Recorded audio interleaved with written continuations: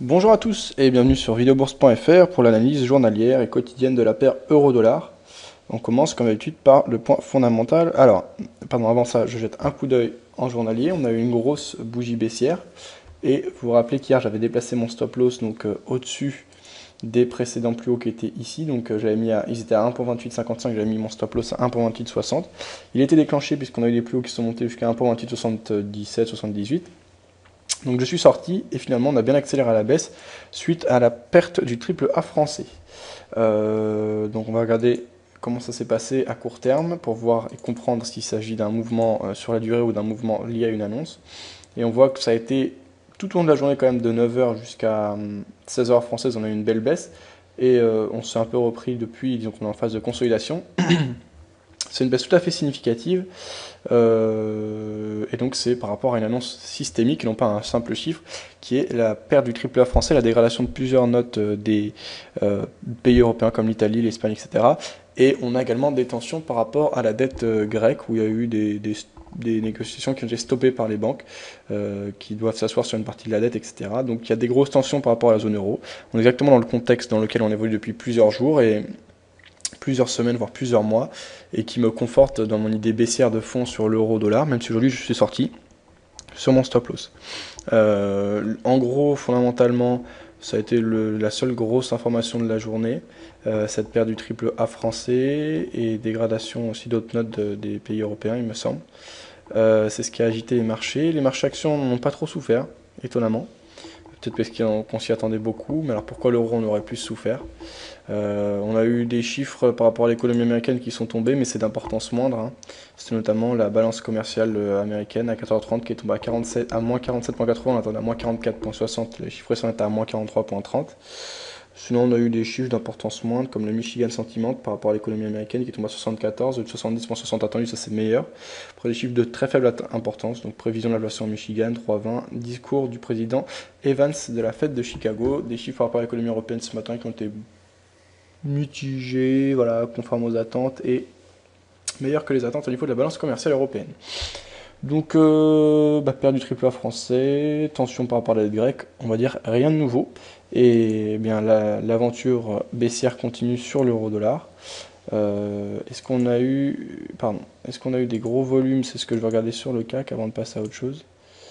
Donc je vais en finir, je vais sur Boursorama juste regarder les volumes, voir si on a une journée étoffée ou pas. Et ensuite on passera à l'analyse technique.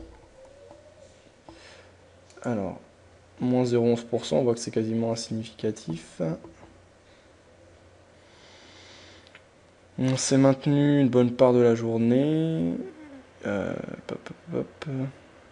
Donc c'était bien ça, hein. Ouais. Et donc on a dégringolé à partir de 14h30. Donc les chiffres US. Mais sinon, la dégradation de la note française, bizarrement, n'a pas tellement affecté le marché CAC 40. Et même le marché actions en général. Alors je sais pas vraiment pourquoi. J'ai du mal à comprendre. Les volumes, c'était 2800, donc pas spécialement étoffé non plus. Donc l'euro est plus touché que le marché action. J'avoue que j'ai du mal à comprendre ce mécanisme, parce que quand même la dégradation de la France, on l'attendait, on savait que c'était dans le coin, etc. Mais là on en parlait moins et apparemment on semblait avoir un répit. Bien non, Standard Poor's a dégradé. Les marchés actions n'ont pas réagi, l'euro a réagi. Je comprends que l'euro ait réagi, mais que les marchés actions ne réagissent pas, j'ai un peu de mal. Donc c'est certains peuvent avoir des raisons pour expliquer ces mécanismes. Je suis preneur. Voilà, je jetais un coup d'œil à l'or. Alors on a une journée assez calme et plutôt baissière par rapport au dollar. GBP USD, donc le câble voilà, qu'on a ici en journalier. On a une journée avec beaucoup de volatilité mais des ondes et on finit sur un quasi doji. Donc le CAC que l'on a ici, voilà, faible baisse, rien de significatif. Ici on a le Nasdaq, petite baisse, et on va jeter un coup d'œil du côté du pétrole. Doji, un peu proche de ce qu'on a eu sur l'or et les autres marchés comme le câble. Sur le DAX, baisse, significative quand même. Et on finit par l'argent. C'est une petite baisse. Donc dans l'ensemble, les marchés ont assez peu réagi à part l'euro à la dégradation de la dette de la note française et aux tensions par rapport aux négociations grecques et des banques. Donc moi, techniquement, par rapport à ma position, donc j'étais vendeur sur l'euro-dollar depuis la cassure des plus bas du 14 décembre dernier. Je suis donc rentré à la vente le 28 à 1.2840, pardon 1.2940. On avait marqué les plus bas jusqu'à 1.2663, donc on était presque à 300 pips de profit. Et finalement on a bien corrigé et donc on enregistre simplement un gain de 80 pips. Alors 2 petites secondes. Donc par rapport à cette sortie, pas de regret, hein, c'est la vie. Faut savoir prendre ses profits à un moment. J'ai pris sur, je pense, un comportement technique qui indiquait une éventuelle reprise. On était sur un retest de la virulent, la cassure de la première zone de résistance oblique baissière. Il y avait une seconde zone de résistance juste au-dessus. J'aurais peut-être été plus patient et pu attendre une cassure de cette zone complète. D'autant que j'avais déjà bien profité de la tendance. Maintenant, c'est la vie, je n'ai pas de regrets. Et puis, j'enregistre un gain de 80 pips qui vient s'ajouter aux positions gagnantes précédentes. Donc, c'est sans regret, même si derrière, on a une belle accélération baissière pour les mêmes raisons qu'on avait anticipé auparavant. Donc, désormais, je suis plus sur le marché. Je ne vais pas rentrer au cours actuel parce que le contexte technique, c'est toujours le même qu'annoncé lors des analyses précédentes. C'est-à-dire, on a déjà une grosse accélération baissière depuis le 27 octobre et on est plutôt dans la partie basse du canal de fond long terme tracé en bleu sur mon graphe. On approche d'une zone de support horizontale des 1.2583, donc on a quand même plusieurs arguments qui pourraient aller en faveur d'un rebond. Alors de plus, aujourd'hui on a une belle journée baissière, mais on voit qu'on reste dans la même zone de support que précédemment. On les a franchis, mais finalement on revient au-dessus de cette zone où on avait marqué le double bottom, donc de cette zone des 1.2678 qu'on avait observé à moyen terme l'autre fois, hier. Donc moi dans ce contexte je ne prends pas de position.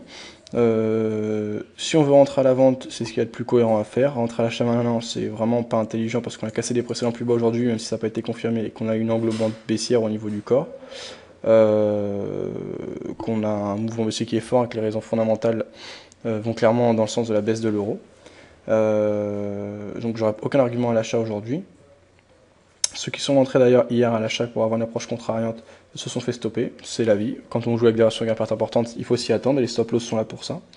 Moi pour ma part je reste en dehors du marché. Mes prochains points d'entrée pourront être soit sur une phase de rebond, à ce moment-là j'attendrai que le rebond s'essouffle pour entrer à la vente dans le sens de la tendance de fond, si le contexte fondamental s'y prête toujours bien sûr, hein. Si on règle tous les problèmes ce sera magique et je changerai éventuellement mon fusil d'épaule.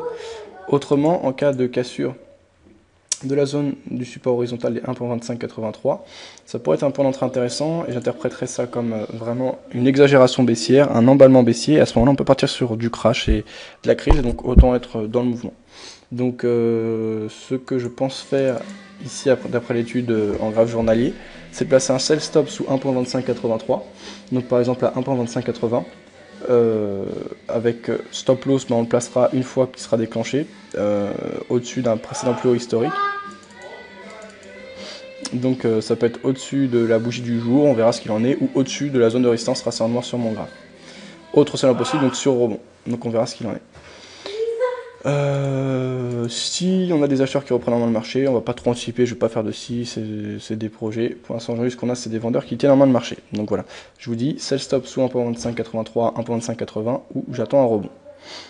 Alors, à moyen terme, ici en graphique 4 heures, on a notre zone de résistance qui tient bon. Donc je suis peut-être sorti un peu tôt. J'ai pas de regrets, mais je suis peut-être sorti un peu tôt. Et puis, comme on le sait, hein, sur les marchés, on a les brokers et les gros investisseurs qui savent où sont placés les stops. Parfois, il ne faut pas hésiter à desserrer ces stops ou à essayer justement de penser autrement, parce que là, en les plaçant juste au-dessus du précédent plus bas, forcément, ils savent qu'en cherchant juste au-dessus et en corrigeant juste derrière, ils vont déclencher un maximum de stops, ce qui est bon pour leur position derrière. Donc, je me suis fait avoir, sans regret, j'aurais pu être plus patient. Je termine sur un gain, donc encore une fois, pas de regret.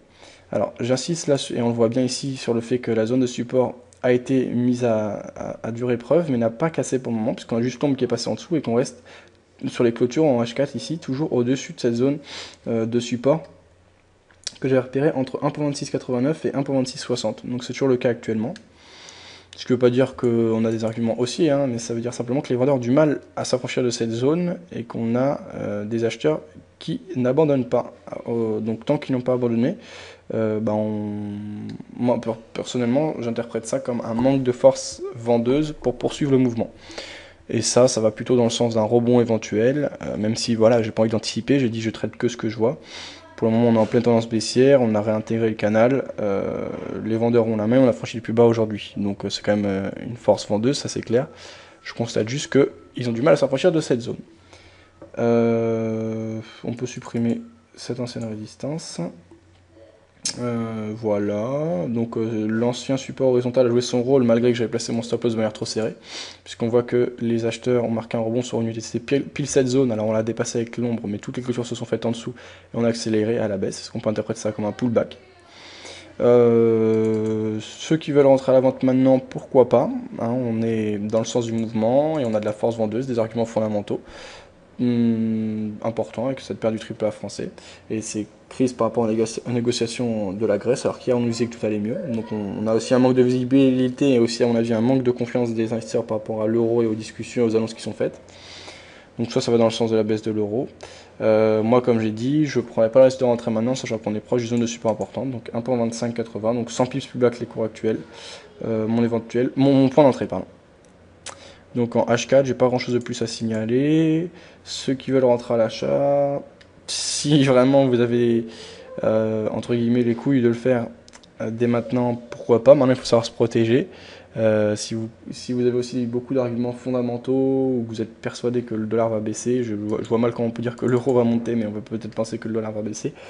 Cette zone d'essoufflement et de difficulté de la part des vendeurs, ce serait vraiment une approche très contrariante et beaucoup d'anticipation. Donc moi, pour ma part, ceux qui veulent jouer une approche contrariante, comme précédemment, hein, j'attendrai cassure de la zone de résistance avec les deux lignes obliques tracées en noir sur mon graphe. Alors, on va pouvoir supprimer le retracement de Fibo, qui était tracé en jaune, puisqu'on a retracé plus de... Enfin, on a poursuivi le mouvement baissier. Et donc voilà ce que j'affiche désormais. Alors, on va se séparer aussi pour pas surcharger le graphique de l'ancien plus haut, qui ne nous sert plus maintenant. Donc voilà moi ce que je repère, et donc on va voir ce qui se passe par la suite. Alors on termine par le graphique court terme en 15 minutes. Ceux qui ont tradé la cassure du support oblique haussier, et ça a été beaucoup le cas ces derniers temps, s'en sont mis plein les poches. Ça a été très franc, très violent. Ça a été l'élément décisif technique de la journée. On voit que sur cassure, c'est ce qui a amené la plus grosse part de l'accélération baissière. Donc désormais on supprime les fibos, on s'est clairement affranchi de ce canal, donc on peut le supprimer, voilà. On peut même pas tracer vraiment de canal sur la journée, on va le faire, mais c'est pas des plus parlants. Voilà. Hop. Ok. Donc voilà, un canal très accentué aujourd'hui, une grosse journée de baisse. Voilà. Alors, voilà en gros le canal dans lequel on a évolué, qui n'est pas très significatif à mon sens. C'est vraiment l'annonce qui a amené le mouvement. Techniquement on peut l'observer, hein, c'est intéressant, mais il n'a pas vraiment de fondement et d'intérêt, je trouve, ce canal. On n'a pas eu de vraie phase de rebond, ça a été très linéaire aujourd'hui, on a simplement corrigé en fin de journée. Si on prend la différence entre les plus hauts de hier soir, je crois, donc non, ce matin, 7h-15h française, et les plus bas de 16h-15h française, donc on a déjà une différence, on passe de 28,78 à 26,24, donc ça fait 250 pips, c'est une grosse journée de baisse. On retrace 23,6%, ce qui fait qu'on est toujours dans la phase de consolidation, on peut même pas parler de correction encore, tant qu'on va se bloquer sur cette zone de 23,6. Donc quand même une forte pression vendeuse et des vendeurs qui ont beaucoup repris en main le marché, ce qui est logique vu l'importance de la nouvelle.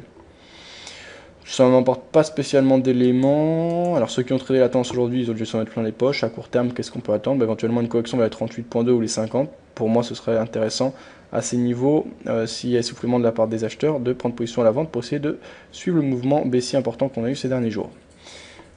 Je ne le ferai pas personnellement, je reste dans une optique moyen terme et j'attends les points indiqués d'après le graphe journalier. Donc pour résumer, je suis en dehors du marché, j'ai pris un gain de 80 pips. Je suis passé à côté d'une grosse part du profit que j'avais fait pendant un moment et du profit qu'on a retrouvé aujourd'hui.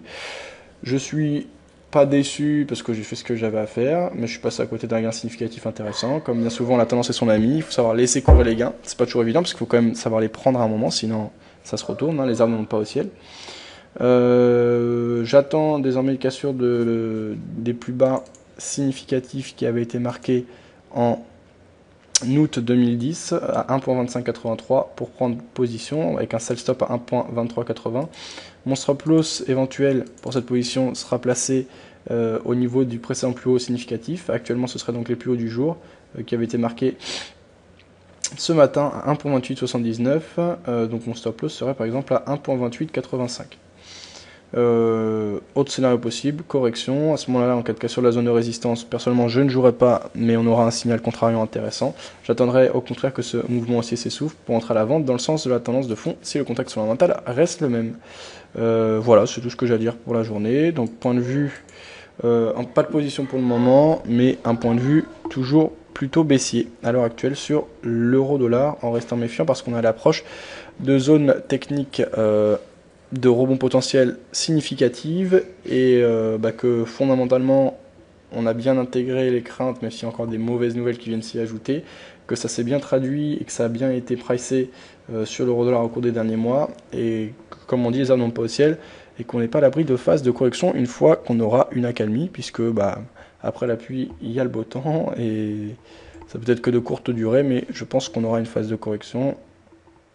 Si on part dans la tempête, ce qui est possible, je serai en position, puisque je prendrai position sur cassure des précédents seuils horizontaux importants. Voilà, j'ai fait le tour et j'ai dit ce que j'avais à dire sur l'euro-dollar. Bonne soirée à tous et à bientôt sur videobourse.fr. Bon week-end.